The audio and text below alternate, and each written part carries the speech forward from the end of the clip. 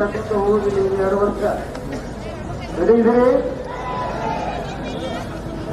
ಬಂಧುಗಳೇ, ನಮಗೆಲ್ಲ ಗೊತ್ತಿದ್ದಂತೆ ಹಾವೇರಿ ಜಿಲ್ಲೆ ಒಂದು ಸಾಮ್ರಾಜ್ಯದ ಶಾಂತಿಯ ಬೀಡು, ಸರ್ವಜ್ಞನ ನಾಡು, ಭಕ್ತ ಕನಕದಾಸನ ನಾಡು,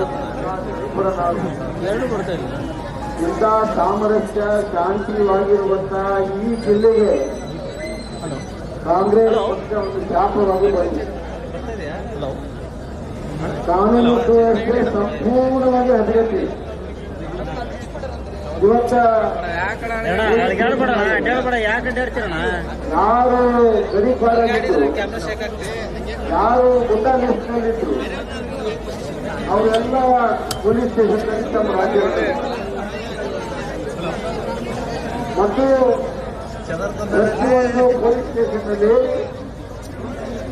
ಏನು ಬಹಿರಂಗವಾಗಿ ತೋಟದಲ್ಲಿ ಎಲ್ಲ ತಾಲೂಕಿನ ತೋಟದಲ್ಲಿ ಇರಬೇಕು 100 ಜನ, ಅವ್ರಿಗೆಲ್ಲ ವ್ಯವಸ್ಥೆ, ಊಟ ತಿಂಡಿ ಎಲ್ಲ ವ್ಯವಸ್ಥೆ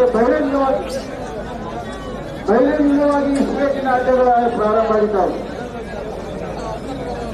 ಓಸಿ ಎಲ್ಲಿ ಬೇಕಲ್ಲ ಓಸಿ, ಬೀಡಿ ಅಂಗಡಿ ಚಿಕ್ಕ ಅಂಗಡಿಯಲ್ಲಿ ಓಸಿ, ಕಿರಾಣಿ ಅಂಗಡಿಯಲ್ಲಿ ಸರಾಯಿ ತಗೊಳ್ಳಿ ಹೊರಗಡೆ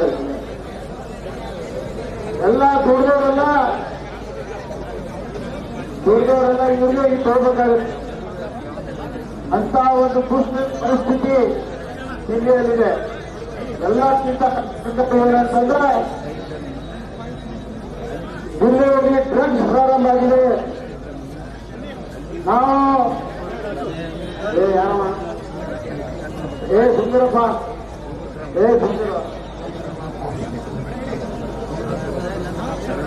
ಜಿಲ್ಲೆಯಲ್ಲಿ ಎಲ್ಲ ಕಾಲೇಜುಗಳಲ್ಲಿ ಎಲ್ಲ ಒಂದು ಕೂಡ ಡ್ರಗ್ಸ್ ಇದೆ.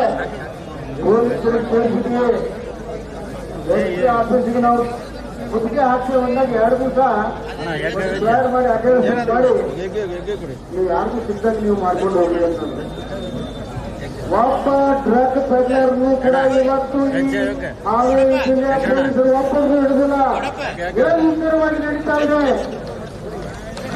ಡ್ರಗ್ ಸಪ್ಲೈಯರ್ ಜೊತೆಗೆ ಶಾಮೀಲಾಗಿದ್ದಾರೆ, ಪಾರ್ಟ್ನರ್ ಆಗಿದ್ದಾರೆ. ಇಸ್ಪೇಟ್ ಅಡ್ಡಾದಲ್ಲಿ ಪಾರ್ಟ್ನರ್, ಓಸಿ ಪಡೆಯೋರ ಜೊತೆಗೆ ಪಾರ್ಟ್ನರ್, ಸರಾಯಿ ಮಾರೋರ ಜೊತೆಗೆ ಪಾರ್ಟ್ನರ್, ಡ್ರಗ್ಸ್ ಮಾಡೋರು ಕೂಡ ಪಾರ್ಟ್ನರ್, ಪಾರ್ಟ್ನರ್ಶಿಪ್ ನಡೀತಾ ಇದೆ. ಪೊಲೀಸ್ ಸ್ಟೇಷನ್ ಏಜೆಂಟ್ಗಳಿಂದ ತುಂಬಿದೆ. ನಾನು ಮುಖ್ಯಮಂತ್ರಿಗಳಿಗೆ ಹೇಳಕ್ಕಿದ್ದೇನೆ, ಸುಮ್ಮನೆ ಒಂದು ಕೆಲಸ ಮಾಡಿಬಿಟ್ಟು ನಿಮ್ಮ ಎಲ್ಲ ಏಜೆಂಟ್ಗಳನ್ನೆಲ್ಲ ಅದೊಂದು ಬಾಕಿ ಅವ್ರಿಗೆಲ್ಲರೂ ಒಂದು ಇನ್ಫಾರ್ಮ್ ಕೊಟ್ಬಿಡ್ರಿ. ಪೊಲೀಸ್ ಸ್ಟೇಷನ್ ಒಂದು ಸಮಿತಿ ಇನ್ಫಾರ್ಮ್ ಕೊಟ್ಬಿಡ್ರಿ. ಈ ಪೊಲೀಸ್ ಅಧಿಕಾರಿಗಳಿಗೆಲ್ಲ ಮನೆ ಕುಂದಿರ್ಸ್ರಿ, ಈ ಪೊಲೀಸ್ ಅಧಿಕಾರಿಗಳಿಗೆಲ್ಲ ಮನೆ ಕುಂದಿರ್ಸ್ರಿ. ಅವ್ರದ ರಾಜ್ಯ ನಡೀರಿ, ಏನಾಗುತ್ತೆ ನೋಡಿಬಿಡು. ಬಿಹಾರ್ನಲ್ಲಿ ಹಿಂದೆ ನೋಡಿದ್ರೆ ಮನೆಗೆ ಹೋಗಿರಿ, 15 ವರ್ಷ ಹೊಳಿ ಬಂದಿಲ್ಲ. ಇದೇ ತರ ಮುಂದುವರೆದ್ರೆ ಇನ್ನ 15 ವರ್ಷ ಕಾಂಗ್ರೆಸ್ ಮತ್ತೆ ಅಧಿಕಾರಕ್ಕೆ ಬರಲ್ಲ ಅನ್ನುವಂತ ಮಾತನ್ನು ನಾನು ಹೇಳ್ತಿದ್ದೇನೆ. ಬಂಧುಗಳೇ, ಒಂದು ಕಡೆಯಿಂದ ಜವನೂರು ತಾಲೂಕಿನಲ್ಲಿ ಒಬ್ಬ ಟೀಚರ್ ಅವನು ಬಕ್ಲೆ ಮಾಡಿ ಪೊಲೀಸ್ ಸ್ಟೇಷನ್ ವರೆಗೂ ಹೊಡ್ಕೊಂಡು ಹೋಗಿ ಒಬ್ಬ ಟೀಚರ್ನ ಯಾರು ಈಗ ಅರೆಸ್ಟ್ ಆಗಲಿಲ್ಲ. ಬಹಿರಂಗ ಹೋಗಿ ವಿಡಿಯೋ ಎಲ್ಲ ಇದೆ, ಯಾರನ್ನು ಗೊತ್ತೋ ಬೇರೆ ಇಲ್ಲ. ಪೊಲೀಸರಿಗೆ ಸುದ್ದಾದಲ್ಲಿ ಆಗಲೇ 12 ಗಂಟೆಗೆ ಸಲ್ವಾರ್ನಿಂದ ಮರ್ಡರ್ ಮಾಡಿದ್ರು. ಆದ್ರೆ ಯಾರು ಹೋಗಿ ಎಲ್ಲರೂ ಹೊರಡ್ತಾರೆ, ರಾಜಿ ಮಾಡಿದಾರಂತೆ. ರಾಜಿ ಕೊಲೆ ಆದವ್ರನ್ನ ರಾಜಿ ಮಾಡಕ್ಕೆ ಪೊಲೀಸ್ ಓಡಾಡ್ತಾರೆ. ಕೊಲೆಗಡಕರ ಜೊತೆಗೆ ಯಾರು ಕೊಲೆ ಆಗಿರೋ ಮಂಚನ ಅವನ್ನ ಹೆದರಿಸಿ ರಾಜಿ ಮಾಡಕ್ಕೆ ಓಡಾಡ್ತಾರೆ ಪೊಲೀಸ್ ಕೊಲೆಗಡಕ. ಹಾಂಗಲಲ್ಲಿ ಮಾಸ್ ರೇಪ್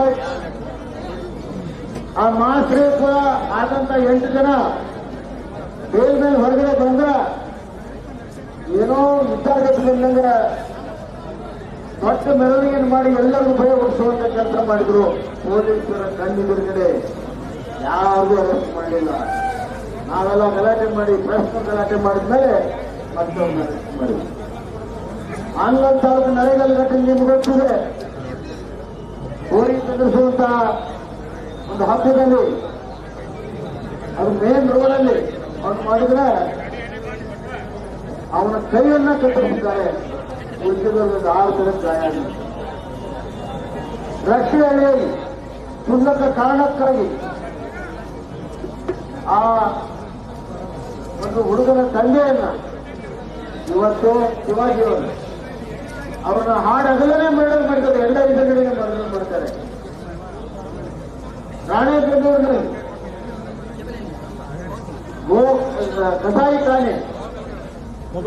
ಕಸಾಯಿಖಾನೆಯನ್ನ ಬಂದ್ ಮಾಡಿ ಗೋರಕ್ಷಣೆ ಮಾಡಬೇಕಂತ ಹೋರಾಟ ಮಾಡಿದಂತ ಹಿಂದೂ ಕಾರ್ಯಕರ್ತರನ್ನ, ಬಜರಂಗ ಕಾರ್ಯಕರ್ತರನ್ನ ಅವ್ರ ಮೇಲೆ ಕೇಸ್ ಹಾಕಿ ಅವ್ರ ಧಮಕಿ ಕೊಡುವಂತ ಕೆಲಸವನ್ನ ಮಾಡಿದ್ದಾರೆ. ಹಾವೇರಿಯಲ್ಲಿ ರೇಪ್ ಆದಂತಹ ವ್ಯಕ್ತಿಗೆ ರಕ್ಷಣೆಯನ್ನ ಕೊಟ್ಟಿದ್ದಾರೆ. ಒಂದನ್ನ ಗಮನಿಸಬೇಕು ನೀವು. ಇದನ್ನೆಲ್ಲ ದೌರ್ಜನ್ಯ ಮಾಡಿದವರು ಯಾರು? ಡಿ ಕೆ ಶಿವಕುಮಾರ್ ಅವರ ಬ್ರದರ್ಸ್. ಡಿ ಕೆ ಶಿವಕುಮಾರ್ ಅವರ ಬ್ರದರ್ಸು ಎಲ್ಲ ದೌರ್ಜನ್ಯ ಮಾಡಿದ್ದಾರೆ. ಅವ್ರಿಗೆ ಪೊಲೀಸರು ಕೊಡ್ತಾರೆ. ದೌರ್ಜನ್ಯಕ್ಕೆ ಒಳಗಾದವರು ಯಾರು? ದೌರ್ಜನ್ಯಕ್ಕೆ ಒಳಗಾದವರು ಅಹಿಂದ ಹಿಂದುಳಿದ ವರ್ಗ, ಹಿಂದೂ ವರ್ಗದ ಅಷ್ಟು ಕೇಸ್ ಹೇಳಿದ್ವಿ. ಬೆಂಗಳೂರಲ್ಲಿ ಓಬಿಸಿ, ಶಿಕಾಗೋದಲ್ಲಿ ಓಬಿಸಿ, ಆ ಹೆಣ್ಮಗಳು ರೇಪ್ ಆಗಿದ್ದು, ಲ್ಯಾಂಡ್ ರೇಪ್ ಆಗಿದ್ದು ಓಬಿಸಿ, ಈ ನರೇಗಲ್ನಲ್ಲಿ ಆಗಿರುವಂತದ್ದು ಓಬಿಸಿ, ಇಲ್ಲಿ ರಷ್ಯಾದಲ್ಲಾಗಿದ್ದು ಓಬಿಸಿ, ರಾಣೇಬೆನ್ನೂರಿನಲ್ಲಿ ಇವತ್ತು ಕೇಸ್ ಹಾಕಿಸ್ಕೊಂಡವರು ಓಬಿಸಿ. ಡಿ ಕೆ ಶಿವಕುಮಾರ್ ಅವರ ಬ್ರದರ್ಸು, ಕುಕ್ಕರ್ ಬ್ರದರ್ಸು ಓಬಿಸಿ ಮಕ್ಕಳ ಮೇಲೆ, ಅಮಾಯಕರ ಮೇಲೆ, ಸಾಮಾನ್ಯ ಜನರ ಮೇಲೆ ಇವತ್ತು ದೌರ್ಜನ್ಯ ಮಾಡಿ, ಕೊಲೆ ಮಾಡಿ, ರೇಪ್ ಮಾಡಿದ್ದಾರೆ. ನಾನು ಸಿದ್ದರಾಮಯ್ಯ ಕೇಳಕ್ಕೆ ಇಷ್ಟಪಡ್ತೀನಿ. ಸಿದ್ದರಾಮಯ್ಯ ಕೇಳಕ್ಕೆ ಇಷ್ಟಪಡ್ತೀನಿ. ಎಲ್ಲಿದೆಯಪ್ಪ ನೀನು ಅಹಿಂದ ರಕ್ಷಣೆ ಮಾಡೋರು ಎಲ್ಲಿದ್ದೀರಿ ನೀವು? ಅಹಿಂದ ನಮ್ದು ಬರೀ ಮತ ಹಾಕಿಸ್ಕೊಳಕ ಇದ್ದಾನ? ಅವ್ರ ಹೆಸರಲ್ಲಿ ಅಧಿಕಾರ ಮಾಡೋಕೆ ಇದ್ದಾನ? ಎಲ್ಲಿದ್ದೀರಿ ನೀವು? ಕೊಲೆ ಆಗ್ತಾ ಇದೆ, ಕೈ ಕತ್ತರಿಸ್ಕೊಂಡಾರ. ಯಾಕೆ ಸುಮ್ಮನೆ ಕೂತೀರಿ? ಮತಕ್ಕಾಗಿ ಸರ್ಕಾರಕ್ಕೆ ಬೆಲೆಗಾಗಿ ಕೂತಿದ್ದೀರಿ. ಆದ್ರಿಂದ ಇವತ್ತು ಸರ್ಕಾರ ಡಿ ಕೆ ಬ್ರದರ್ಸ್ ಅನ್ನ ರಕ್ಷಣೆ ಮಾಡ್ತಾ ಆಡೇ ಆಗಲು ಮರ್ಡರ್ ಮಾಡುವಂತ ಒಂದು ವ್ಯವಸ್ಥೆಗೆ ಹಾವೇರಿ ಜಿಲ್ಲೆಯಲ್ಲಿ ಹೋಗಿದೆ ಅಂತಂದ್ರೆ ಕಾನೂನು ಸುವ್ಯವಸ್ಥೆ ಸಂಪೂರ್ಣವಾಗಿ ಸತ್ತೋಗಿದೆ ಅಂತ ಹೇಳಿದ್ದಾರೆ. ಆದ್ರಿಂದ ಇದನ್ನೆಲ್ಲ ನಿಯಂತ್ರಣ ಮಾಡುವ ಕಾನೂನು ಸುವ್ಯವಸ್ಥೆ ಅವರು ಇವಾಗ ಬರ್ತೀವಿ. ಎಲ್ಲ ಏಜೆಂಟ್ಗಳು ನಡೆಸ್ತಾ ಇದ್ದಾರೆ ಇಲಾಖೆಯನ್ನ. ಮತ್ತೆ ಈ ಅಧಿಕಾರಿಗಳು ಎಲ್ಲ ದುಡ್ಡು ಕೊಟ್ಟು ಬಂದಾರೆ, ಹಿಂಗಾಗಿ ವಸೂಲಿ ಮಾಡ್ತಾರೆ. ಇಲ್ಲಿಯ ಎಸ್ಪಿ, ಇಲ್ಲಿಂದ ಅಡಿಷನಲ್ ಎಸ್ಪಿ, ಡಿವೈಎಸ್ಪಿಗಳು, ಸಿಪಿಐ, ಇನ್ಸ್ಪೆಕ್ಟರ್ ಎಲ್ಲರೂ ದುಡ್ಡು ಕೊಟ್ಟು ಬಂದಾರೆ. ಆಪ್ಷನ್ ಆಗಿದಾವ ಪೊಲೀಸ್ ಸ್ಟೇಷನ್ ಆಪ್ಷನ್ ಆಗಿದಾವ. ಅದಕ್ಕೆ ದುಡ್ಡು ಕೊಟ್ಟು ಬಂದಾರ. ಇನ್ನೇನ್ ಮಾಡ್ಬೇಕು? ಹೀಗಾಗಿ ಬಡವರನ್ನ ಸುಳಿಯುವಂತ ಕೆಲಸ ಈ ಸರ್ಕಾರದಿಂದ, ಈ ಅಧಿಕಾರಿಗಳಿಂದ ಆಗ್ತಾ ಇದೆ ಅಂತ ನಾನು ಹೇಳಕ್ಕೆ ಇಷ್ಟಪಡ್ತೇನೆ. ಇದರ ವಿರುದ್ಧ ನಾವೆಲ್ಲರೂ ಕೂಡ ಇವತ್ತು ಹೋರಾಟವನ್ನು ಮಾಡ್ತಾ ಇದ್ದೇವೆ. ನಮಗೆ ನ್ಯಾಯ ಬೇಕು, ಸಾಮಾನ್ಯ ಜನರಿಗೆ ನ್ಯಾಯ ಬೇಕು. SC, ST, OBC ಜನಕ್ಕೆ ನ್ಯಾಯ ಬೇಕು. ಹೆಣ್ಣು ಮಕ್ಕಳಿಗೆ ಸುರಕ್ಷತೆಗೆ. ಇನ್ನೊಂದು ಕಡೆ ರೈತರ ಪರಿಸ್ಥಿತಿ ಕಂಗಾಲಾಗಿದೆ. ಬರಗಾಲ 2 ತಿಂಗಳು ಜೂನ್ ಜುಲೈ ಮುಂಚೆ ಮಳೆ ಬಂದಿಲ್ಲ. ಇವತ್ತು 30% ಜೊತೆಗೆ ಆಗಿದೆ. ಬರಗಾಲ ಘೋಷಣೆ ಆಗಿಲ್ಲ, ಸರ್ವೆ ಆಗಿಲ್ಲ. ಈ ಸರ್ಕಾರ ಪುಕ್ಕಟ್ಟಿ ಸರ್ಕಾರ, ಬಿಡಿ ಕಾಸಿಲ್ಲ ಇವ್ರ ಹತ್ರ. ರೈತರಿಗೆ ಒಂದು ನಯಾ ಪೈಸಾ ಕೊಡದೇನೆ ಬರಗಾಲ ನಿರ್ವಹಣೆ ಮಾಡ್ತಾ ಇದ್ದಾರೆ.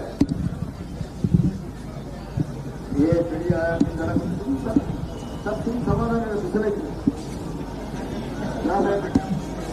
ನೋಡಬಿಟ್ಟು ಹೇಳ್ತೇನೆ ಸರಿಯೋ, ಹೇಳ್ತೇನೆ ಸರಿ. ಬರಗಾಲಕ್ಕೆ ಒಂದು ನಯಾ ಪೈಸಾ ಕೊಟ್ಟಿಲ್ಲ. ನಾವು ರಿಪೋರ್ಟ್ ತರಿಸ್ಕೊಂಡು ಕೇಂದ್ರ ಸರ್ಕಾರ ಕೇಳ್ತೀವಿ, ಮತ್ತೆ ನಿಮ್ದೇನು ಕೆಲಸ? ಬರೀ ಬೋರ್ಸ್ಮೆಂಟ್ ಕೆಲಸ, ಅದು ಮಾಡಕ್ ನೀವೇ ಬೇಕು. ರೈತರಿಂದ ನೀವು ಏನು ಇವತ್ತು ಆಹಾರವನ್ನ ಬೆಳಿತಾನೆ, ನಮ್ಮ ದೇಶಕ್ಕೆ ಅನ್ನ ಕೊಡ್ತಾನೆ, ಅವ್ರ ಕಷ್ಟದಲ್ಲಿದ್ದಾಗ ನೆರವು ಮಾಡಕ್ಕಾಗಿಲ್ಲ. ಹಿಂದೆ ಯಡಿಯೂರಪ್ಪನವರಿದ್ದಾಗ 0% ಇಂಟ್ರೆಸ್ಟ್ ಸಾಲವನ್ನ ಕೊಟ್ಟರು. ಪ್ರವಾಹ ಬಂದಾಗ 5 ಲಕ್ಷ ರೂಪಾಯಿ ಮನೆಯನ್ನ ಕೊಟ್ಟರು. ನಾವು ಬೆಳೆ ಪರಿಹಾರ 2 ಪಟ್ಟು ಕೊಟ್ವಿ.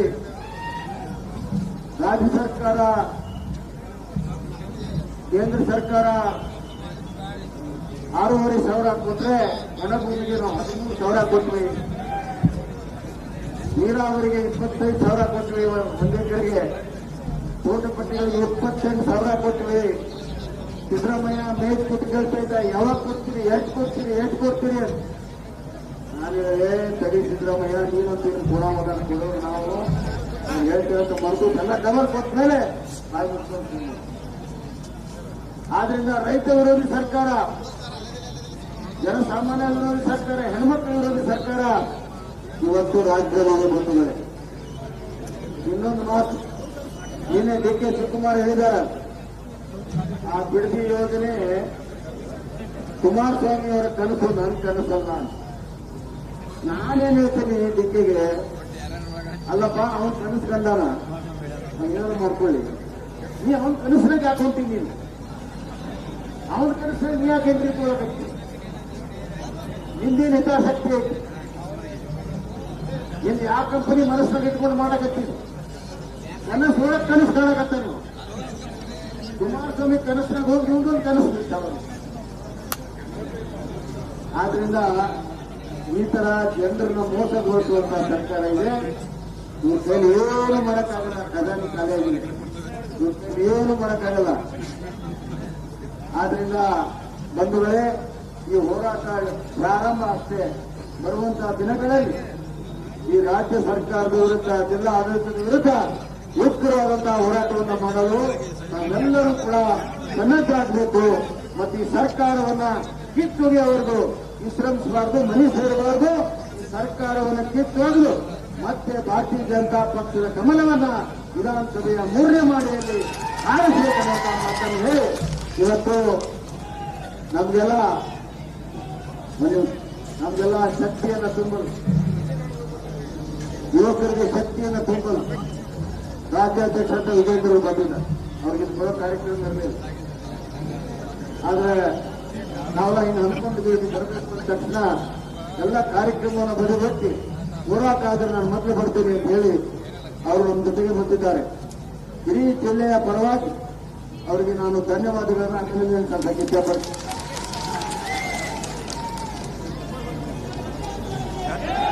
ಅವರು ಇಡೀ ರಾಜ್ಯ ಸುತ್ತಾ ಇದ್ದಾರೆ, ಪಕ್ಷದ ಸಂಘಟನೆ ಮಾಡ್ತಾ ಇದ್ದಾರೆ. ಕೆಲವೇ ದಿನಗಳಲ್ಲಿ ಭಾರತೀಯ ಜನತಾ ಪಕ್ಷ ಅತ್ಯಂತ ಸದೃಢವಾಗಿರುವಂತಹ ಈ ಸರ್ಕಾರವನ್ನ ಕಿತ್ತೊಗೆದು ಪರ್ಯಾಯ ಸರ್ಕಾರ ಮಾಡುವಂತಹ ಶಕ್ತಿಯಾಗಿ ಬೆಳೆದಿದೆ. ಅದಕ್ಕಾಗಿ ಹಗಲಿರುಳು ಅವರು ಹೋರಾಟ ಮಾಡ್ತಾ ಇದ್ದಾರೆ. ಅವರ ಕೈಯನ್ನು ಬಲಪಡಿಸುತ್ತಾ ನಮ್ಮ ಹೋರಾಟಕ್ಕೆ ನ್ಯಾಯವನ್ನ ಕೇಳುತ್ತಾ ಈ ಅಧಿಕಾರಿಗಳಿಗೆ ಹೆಜ್ಜೆ ಬರ್ತೀನಿ. ಗಾಳಿ ಸರ್ಕಾರದ ವಿರುದ್ಧ ಬೀಸ್ತಾ ಇದೆ. ಇನ್ನು ಮುಂದೆ ನೀವು ಅದೇ ಆಲದ ಮರಕ್ಕೆ ಜೋತ್ ಬೀಳ್ತೀರಂದ್ರೆ ನಿಮ್ಮ ಹಣೆ ಬರ. ಬದಲಾವಣೆ ಗಾಳಿ ಬೀಸ್ತಾ ಇದೆ. ನ್ಯಾಯಸಮ್ಮತವಾಗಿ ಧೈರ್ಯದಿಂದ ನಡ್ಕೊಳ್ಳಿ. ಯಾವುದೇ ರಾಜಕಾರಣಿಯ ಒತ್ತಡಕ್ಕೆ ನೀವು ಮಣಿದ್ರೆ ಬರುವಂತಹ ದಿನಗಳಲ್ಲಿ ನಿಮಗೆ ಕಷ್ಟ ಇದೆ ಅನ್ನುವಂಥ ಎಚ್ಚರಿಕೆಯನ್ನು ಕೂಡ ನಾನು ಕೂಡ ಇಷ್ಟಪಡ್ತೀನಿ. ಆದ್ರಿಂದ ಸನ್ಮಾನ್ಯ ವಿಜೇಂದ್ರ ಅವರು ಇದೇ ತರ ಎಲ್ಲ ಹೋರಾಟಗಳಲ್ಲಿ ಭಾಗವಹಿಸಬೇಕು. ನಾವು ಇದನ್ನ ತಾಲೂಕು ಮಟ್ಟಕ್ಕೆ ತಗೊಂಡು ಹೋಗ್ತೇವೆ, ಜಿಲ್ಲಾ ಪಂಚಾಯತ್ ಮಟ್ಟಕ್ಕೆ ಹೋಗ್ತೇವೆ, ಗ್ರಾಮ ಪಂಚಾಯತಿ ಮಟ್ಟಕ್ಕೆ ಕೂಡ ಈ ಹೋರಾಟವನ್ನು ನಾವು ಕೈಕೊಂಡು ಹೋಗ್ತೇವೆ ಅನ್ನುವಂಥ ಮಾತನ್ನು ಈ ಸಂದರ್ಭದಲ್ಲಿ ಹೇಳಿ, ಬಹಳ ದೊಡ್ಡ ಸಂಖ್ಯೆಯಲ್ಲಿ ನಾವು ಬಂದಿದ್ದೀರಿ, ಬಹಳ ಯಶಸ್ವಿಯಾಗಿ ಮಾಡಿದ್ದೀರಿ. ನಿಮ್ಮೆಲ್ಲರಿಗೂ ಕೂಡ ಅನಂತ ಅನಂತ ಧನ್ಯವಾದಗಳನ್ನು ಹೇಳಿ ನಿಮ್ಮ ಜೊತೆಗೆ ನಾವೆಲ್ಲ ಇದ್ದೇವೆ ಅನ್ನುವಂಥ ಆಶ್ವಾಸನೆಯನ್ನು ಕೊಟ್ಟು ಮತ್ತೊಮ್ಮೆ ಸರ್ಕಾರಕ್ಕೆ ಹೆಸರು ಕೊಟ್ಟು ನನ್ನ ಮಾತನ್ನು ಮುಗಿಸ್ತೀನಿ. ಬೋಲೋ ಭಾರತ್ ಮಾತಾ ಕಿ. ಈಗ ರಾಜ್ಯಾಧ್ಯಕ್ಷರಾದ ವಿಜೇಂದ್ರ ಅವರು ಮಾತಾಡ್ತಾರೆ.